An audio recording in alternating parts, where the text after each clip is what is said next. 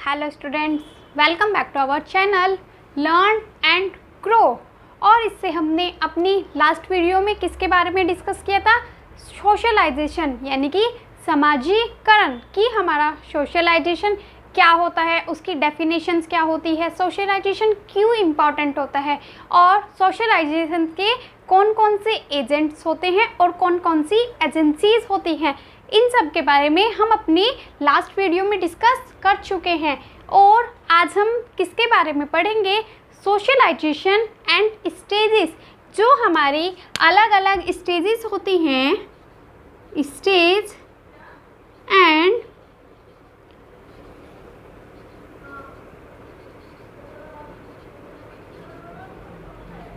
Socialisation, यानी कि जो हमारी डेवलपमेंट की स्टेजेस होती हैं। कौन कौन सी स्टूडेंट स्टेजेस होती हैं हमारी? जैसे कि फर्स्ट आती है हमारी प्रीनेटल, उसके बाद इन्फेंसी, उसके बाद early childhood, then later childhood and then adolescence.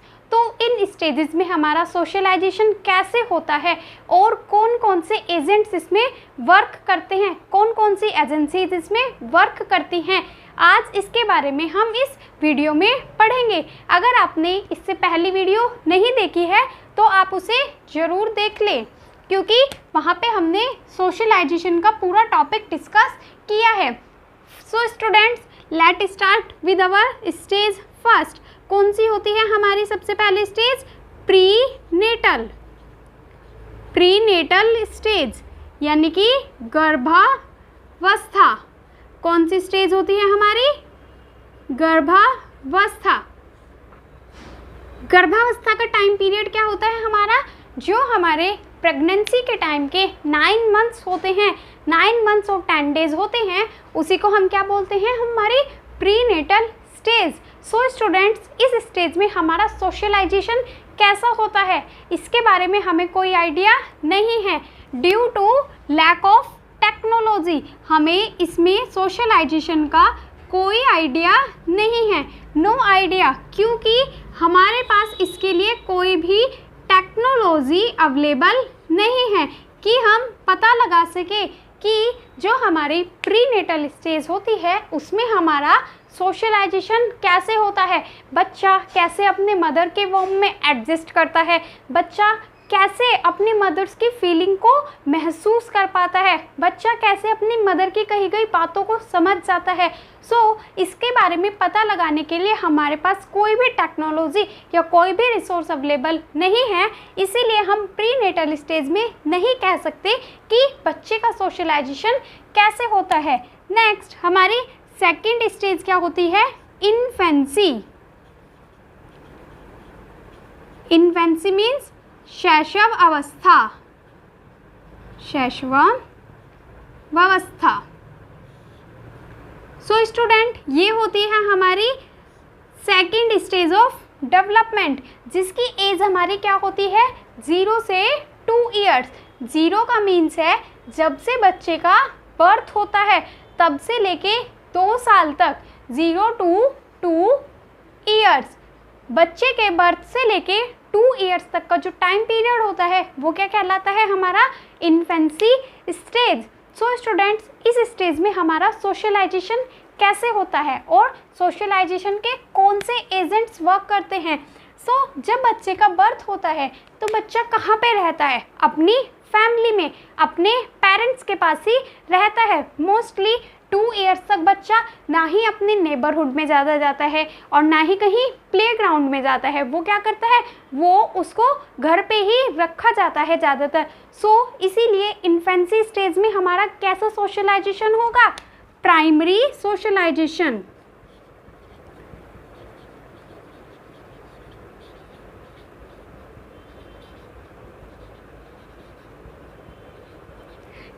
कैसा सोशलाइजेशन होगा स्टूडेंट्स? इसमें हमारा प्राइमरी सोशलाइजेशन, क्योंकि प्राथमिक सोशलाइजेशन हमारा कहाँ से शुरू होता है? हमारे घर से शुरू होता है। और इसमें कौन वर्क करेगा? उसके एजेंट्स क्या होंगे हमारे? जैसे हमारी फैमिली, क्योंकि बच्चा कहाँ पे रहता है? फैमिली में रहता है, उसके पेरेंट्स के पास रहता है या फिर अपने भाई बहन यानी कि सिबलिंग्स के पास रहता है। सो जो इन्फेंसी स्टेज होती है उसमें हमारा बच्चे का क्या होता है, सिर्फ प्राइमरी सोशलाइजेशन होता है। और इसमें कौन कौन से एजेंट्स वर्क करते हैं, जैसे कि फैमिली, पेरेंट्स, सिबलिंग्स, ये सब हमारे भाई बहन, ये सब अपना वर्क रोल निभाते हैं। नेक्स्ट हमारी सेकेंड स्टेज कौन सी होती है, अर्ली चाइल्डहुड।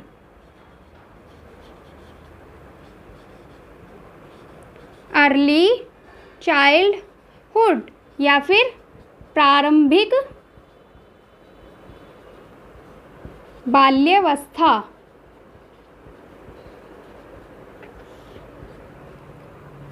अर्ली चाइल्डहुड, इस स्टेज की हमारी टाइम पीरियड कितना होता है स्टूडेंट्स, 2 से 6 ईयर्स। जो हमारे 2 से लेके 6 साल तक के ईयर्स होते हैं वो हमारे किसके अंदर आते हैं, अर्ली चाइल्डहुड, प्रारंभिक बाल्यावस्था में आते हैं। सो स्टूडेंट्स, जैसे ही बच्चा हमारा अर्ली चाइल्डहुड यानी कि 2 साल के अप्रोक्स का हो जाता है या फिर 2 साल से ऊपर का होने लगता है, तो बच्चा कहाँ पे जाना शुरू कर देता है, अपने स्कूल में, अपने आसपास के प्लेग्राउंड में, पार्क में बच्चा घूमने जाना शुरू कर देता है, अपने नेबरहुड में भी जाना शुरू कर देता है। सो यहाँ पे हमारी अर्ली चाइल्डहुड वाली स्टेज में बच्चे का क्या शुरू हो जाता है, सेकेंडरी सोशलाइजेशन।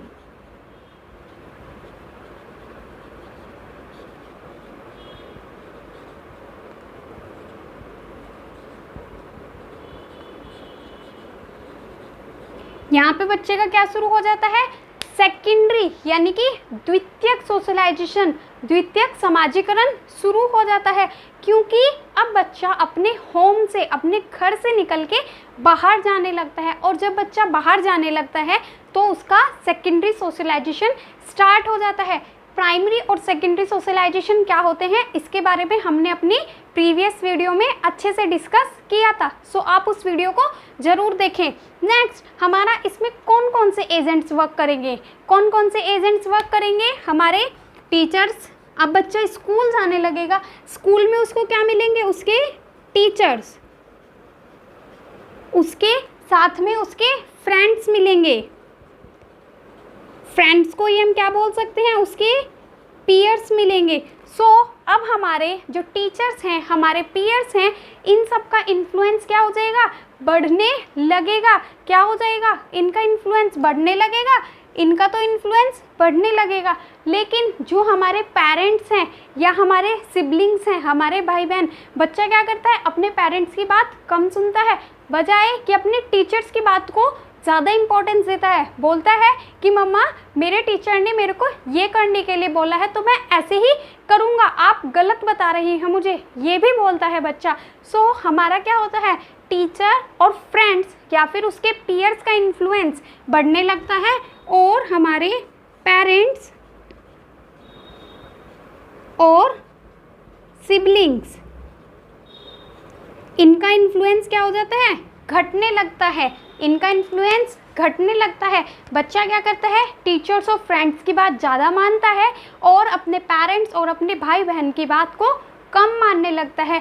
स्टूडेंट्स, जो हमारी अर्ली चाइल्डहुड होती है इसे ही हम क्या कहते हैं, फास्टेस्ट सोशलाइजेशन स्टेट। क्यों कहते हैं, क्योंकि इसमें बच्चा सबसे पहली बार अपने घर से बाहर निकलता है, और बाहर निकलते ही उसे एक खुली दुनिया मिलती है जिसमें उसे हर टाइप के पर्सन्स मिलते हैं। उसे बड़े लोग भी मिलते हैं, छोटे भी मिलते हैं, उसके एज के भी मिलेंगे, उसके फ्रेंड्स मिलते हैं, उसके टीचर्स मिलते हैं, और पता नहीं कौन कौन न्यू फ्रेंड्स उसको मिलते हैं डेली। सो इसी को ही हम क्या कहते हैं, fastest socialisation state. Fastest socialisation state. Student, इस स्टेज को हम किस अदर नेम से जानते हैं, इसको हम जानते हैं pre gang age. Pre gang age क्यों बोलते हैं हम इसको, non age pre gang age. इस स्टेज को हम प्री गैंग एज क्यों बोलते हैं? क्योंकि इस टाइम पे जो बच्चे के फ्रेंड्स होते हैं कैसे होते हैं, कभी वो क्या करता है, एक फ्रेंड के साथ खेलता है, उससे लड़ाई बज गई तो वो जाके दूसरे के साथ खेलने लगता है। तो यानी कि उसका कोई भी फ्रेंड सर्कल फिक्स नहीं होता है। क्यों? क्योंकि नो फिक्स्ड फ्रेंड्स। इसके कारण हम इसको क्या बोलते हैं? Pre gang age. प्री इसीलिए लगाया है क्योंकि यहाँ पे उसके कोई भी दोस्त फिक्स नहीं होते हैं। कभी वह किसी के साथ खेलता है तो कभी वह किसी के साथ खेलता है, उसका कोई भी फिक्स्ड ग्रुप सर्किल नहीं होता है। सो स्टूडेंट, ये थी हमारा अर्ली चाइल्डहुड में हमारा सोशलाइजेशन कैसा होता है। नेक्स्ट हमारी थर्ड स्टेज। थर्ड स्टेज कौन सी आती है? हमारी लेटर चाइल्डहुड।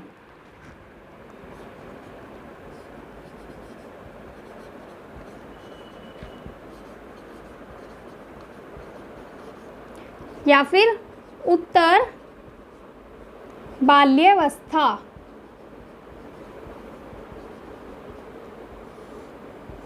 और इसकी एज ग्रुप कितना होता है हमारा स्टूडेंट? 6 to 11 years.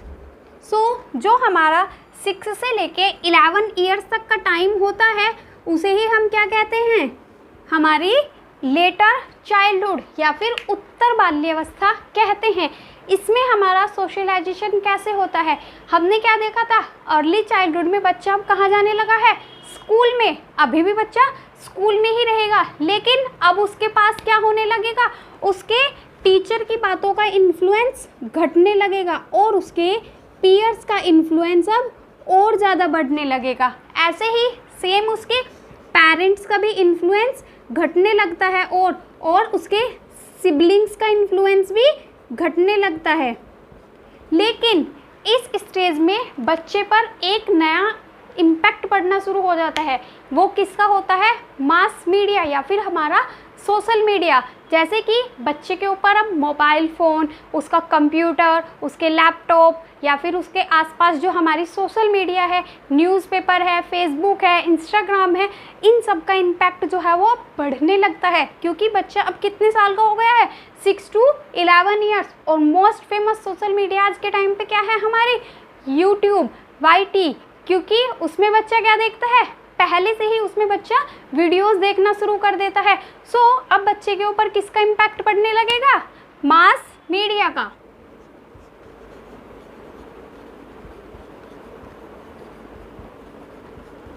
बच्चे के ऊपर मास मीडिया का इन्फ्लुएंस जो है वो बढ़ने लगेगा। और इस स्टेज को हम क्या कहते हैं स्टूडेंट्स? हमारी गैंग एज। हमने अर्ली चाइल्डहुड को क्या कहा था? Pre gang as. लेकिन इसको क्या कहेंगे हम? Gang as. क्या कहलाती है ये हमारी? Gang as. और गैंग एज क्यों कहलाती है? क्योंकि जो अर्ली चाइल्डहुड में हमारे फिक्स्ड फ्रेंड्स नहीं थे वो अब लेटर चाइल्डहुड में आके कैसे होने लगते हैं? फिक्स्ड। बच्चे का अपना अलग ग्रुप सर्किल बनने लगता है और बच्चा उन्हीं फ्रेंड्स के साथ खेलना पसंद करता है। सो इस स्टेज में क्या बन जाते हैं? बच्चे के फिक्स फ्रेंड्स बन जाते हैं। इसीलिए बच्चे के ऊपर पीयर्स का, उसके फ्रेंड्स का इन्फ्लुएंस जो है वो बढ़ने लगता है। टीचर्स का इन्फ्लुएंस अब थोड़ा थोड़ा घटने लगेगा और पीयर्स का बढ़ने लगता है। पेरेंट्स का और ज़्यादा घट जाता है, सिबलिंग्स का भी और ज़्यादा घट जाता है। लेकिन मास मीडिया का इन्फ्लुएंस जो है वो उसके ऊपर बढ़ने लगता है। इसके बाद हमारी नेक्स्ट स्टेज कौन सी आती है? हमारी एडोलोसेंस। नेक्स्ट स्टेज आती है हमारी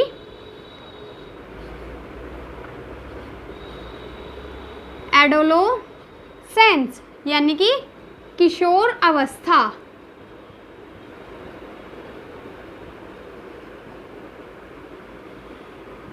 और इसका एज ग्रुप कितना होता है हमारा? 11 to 18 ईयर्स। सो स्टूडेंट्स, इस टाइम पे बच्चा अपना किस में आ गया? टीनेज स्टेज में। किस में आ गया? टीनेज स्टेज में, यानी कि एडोलोसेंस स्टेज में आ जाता है। और एडोलोसेंस स्टेज हमारे पूरे लाइफ की सबसे सबसे स्टॉर्मी स्टेज होती है, यानी कि सबसे ज़्यादा उथल पुथल इसी स्टेज में रहती है, क्योंकि एक तरफ तो हमारे अंदर के हार्मोन्स चेंज होने लगते हैं, जिससे हमारा मेंटल स्ट्रेस या तो बढ़ जाता है या फिर हम उससे बहुत अच्छे से कोप कर सकते हैं।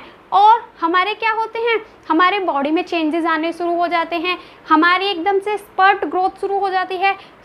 इस टाइम पे सोशलाइजेशन का कैसा इम्पैक्ट पड़ता है, इस टाइम पे सोशलाइजेशन में जो हमारे प्राइम मेंबर हो जाते हैं, सिर्फ और सिर्फ कौन रह जाते हैं, पीयर्स, स्टूडेंट। इस टाइम पे जो हमारा प्राइम फैक्टर होता है सोशलाइजेशन का, वो कौन हो जाता है, ओनली पीयर्स। इसमें जो है वो हमारा टीचर्स एंड पेरेंट्स इग्नोर्ड, यानी कि टीचर्स को और पेरेंट्स को हम क्या कर देते हैं, इग्नोर कर देते हैं और सिर्फ हमारे पीयर्स की बात सुनते हैं। हमारे आसपास के जो हमारे फ्रेंड्स होते हैं, हमारे साथी होते हैं, सिर्फ उनकी बात ही सुनते हैं। और इसमें हमारा कहाँ पे, यहाँ पे हमारा मास मीडिया का इम्पैक्ट पड़ना शुरू हो गया था। तो इस टाइम पे वो मास मीडिया का इम्पैक्ट और भी ज़्यादा बढ़ जाता है। मास मीडिया का इन्फ्लुएंस बहुत ज़्यादा बढ़ जाता है, क्योंकि इस टाइम पे बच्चों को क्या होता है, उनको अपना सेपरेट फ़ोन भी मिल जाता है। बहुत से बच्चे ऐसे होते हैं जिनको इस एज में आके 14-15 के अप्रोक्स आके उनका अपना अलग से सेल फ़ोन या मोबाइल फ़ोन भी मिल जाता है, जिसके घर में लैपटॉप भी होता है। यहाँ पे मास मीडिया का इम्पैक्ट जो है वो और ज़्यादा बढ़ जाता है और हमारे टीचर्स और पेरेंट्स को तो बिल्कुल ही इग्नोर कर दिया जाता है। टीचर्स और पेरेंट्स को इग्नोर कर दिया जाता है। स्टूडेंट्स, ये थी हमारी स्टेजेस डेवलपमेंट की, और हमने इसमें देखा कि हमारा सोशलाइजेशन कैसे कैसे इम्पैक्ट डालता है। प्रीनेटल में हमें कोई आइडिया नहीं होता। इन्फेंसी में क्या शुरू हो जाता है, प्राइमरी सोशलाइजेशन। और प्राइमरी सोशलाइजेशन के एजेंट्स कौन से होते हैं, फैमिली, पेरेंट्स, सिबलिंग्स, ये सब होते हैं। और अर्ली चाइल्डहुड जो हमारी फास्टेस्ट सोशलाइजेशन की स्टेट होती है, क्योंकि इस टाइम पे बच्चा पहली बार अपने सोशल ग्रुप का एक्टिव मेंबर बनता है, सोसाइटी में एंटर करता है। यहाँ पे कैसे स्टार्ट हो जाता है हमारा सेकेंडरी सोशलाइजेशन। और इसके एजेंट्स कौन से होते हैं, टीचर्स और फ्रेंड्स का इन्फ्लुएंस बढ़ने लगता है और पेरेंट्स और सिबलिंग्स का इन्फ्लुएंस कम होने लगता है। नेक्स्ट हमारी लेटर चाइल्डहुड, इसमें भी क्या होता है, हमारे पीयर्स का इम्पैक्ट तो बढ़ता है, साथ ही साथ मास मीडिया का इम्पैक्ट भी बढ़ने लगता है। और एडोलेसेंस, इसमें क्या होता है, हम टीचर्स को और पेरेंट्स को इग्नोर कर देते हैं और हमारे पीयर्स और मास मीडिया का इन्फ्लुएंस बहुत ज़्यादा बढ़ जाता है। स्टूडेंट्स, ये थी हमारी स्टेजेस।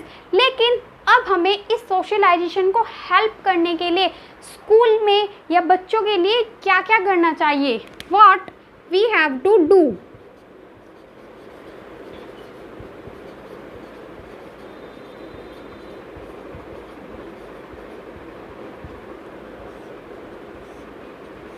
हमें क्या करना चाहिए बच्चों के लिए, स्कूल का एनवायरनमेंट कैसा होना चाहिए, क्योंकि बच्चे का मेन सोशलाइजेशन वो कहाँ पे होता है, हमारा स्कूल में जाके। जब बच्चा स्कूल में जाने लगता है अर्ली चाइल्डहुड में, तभी से बच्चे का मेन सोशलाइजेशन शुरू होता है। इसीलिए हमें प्राइम एजेंसी भी किसको कहते हैं, हमारी सेकेंडरी सोशलाइजेशन को ही हम प्राइम एजेंसी कहते हैं। हमें स्कूल में क्या करना चाहिए, फर्स्ट हमारी टर्म आती है एक हिडन करिकुलम।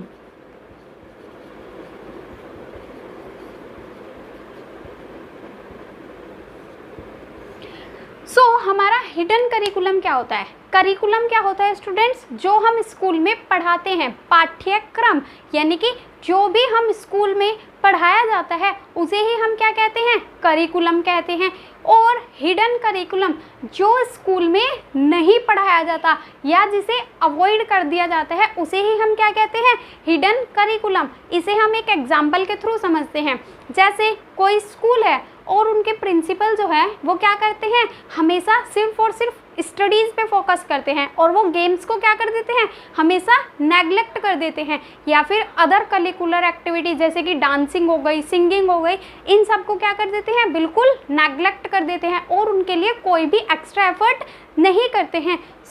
हमारा हिडन करिकुलम बच्चे के दिमाग में क्या बैठेगा कि शायद डांसिंग अच्छी चीज़ नहीं होती है या सिंगिंग अच्छी चीज़ नहीं होती है, स्पोर्ट्स उसके लिए क्या हो जाएंगे, वो उसे अच्छा ही नहीं लगेगा क्योंकि स्कूल में उसे पढ़ाया ही नहीं जाता है। इसी को क्या कहते हैं हम, हिडन करिकुलम, यानी कि ये कैसा होता है, अनरिटन होता है, अनऑफिशियल, जिसको हम इग्नोर कर देते हैं। ये क्या होते हैं हमारे अनरिटन बिहेवियर, यानी कि जो स्कूल में रिटिन नहीं है वैसा बिहेवियर जो हम करते हैं जिससे बच्चे के दिमाग में हमारा नेगेटिव इम्पैक्ट या फिर पॉजिटिव इम्पैक्ट दोनों बढ़ सकते हैं।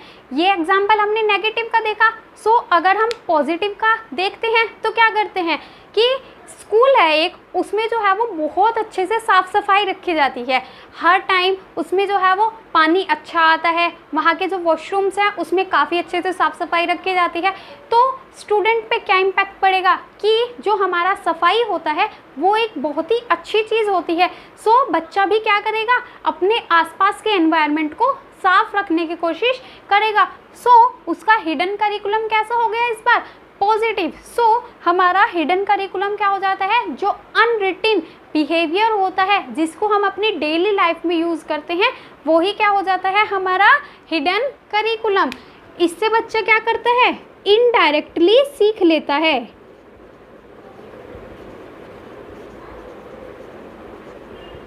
इससे बच्चे की कैसी लर्निंग होती है, इनडायरेक्टली लर्निंग। और सेकंड पॉइंट जो हमारा सोशलाइजेशन के लिए बहुत ज़्यादा इम्पॉर्टेंट है, वो क्या हो जाता है, सोशल गेम्स या फिर एक्टिविटी।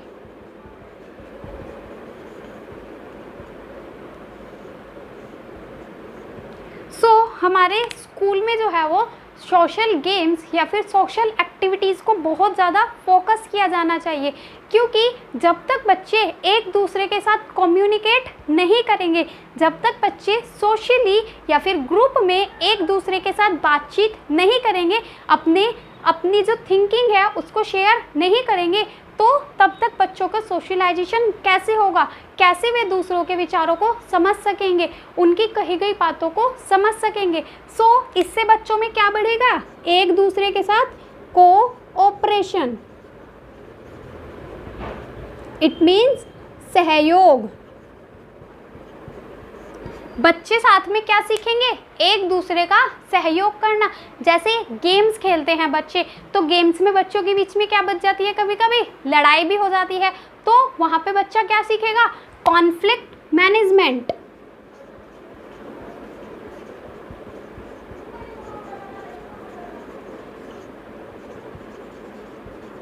यहाँ पे बच्चा क्या करेगा, एक दूसरे के साथ जो झगड़े हो जाते हैं, जो हमारे कॉन्फ्लिक्ट हो जाते हैं, उनको मैनेज करना सीखेगा। और बच्चा क्या सीखेगा, स्ट्रेस मैनेजमेंट। जैसे कोई खेल में दो टीम्स है और उसमें क्या होता है, एक टीम जीतेगी और दूसरी टीम हारेगी, तो बच्चा क्या सीखेगा कि मुझे हार के स्ट्रेस को कैसे मैनेज करना है, क्योंकि हमारी लाइफ में हार और जीत हमेशा लगी ही रहती है। बच्चा यहाँ पे क्या सीखेगा, स्ट्रेस मैनेजमेंट। बच्चा स्ट्रेस मैनेजमेंट भी सीखेगा। और अगर हम ग्रुप एक्टिविटीज़ की बात करें तो हम कौन सी ग्रुप एक्टिविटीज़ कर सकते हैं, जैसे कि ग्रुप डिस्कशन,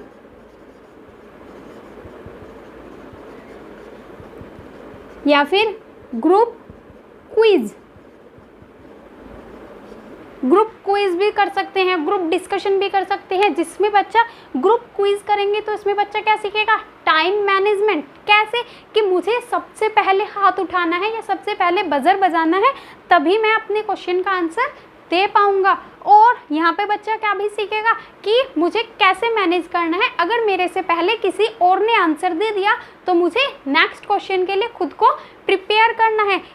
जो हमारे सोशल गेम्स और एक्टिविटीज़ होती हैं उसके थ्रू बच्चा बहुत अच्छे से सोशलाइजेशन को सीखता है। स्टूडेंट्स, ये थी हमारी आज की वीडियो जिसमें हमने स्टेजेस एंड सोशलाइजेशन के बारे में पढ़ा और हमें सोशलाइजेशन के लिए क्या क्या स्टेप्स अपने स्कूल में लेने चाहिए उनके बारे में सीखा। मिलते हैं आगे की वीडियोस में। अगर आपको वीडियो पसंद आई है तो वीडियो को लाइक करें और चैनल को सब्सक्राइब करें। Thank you.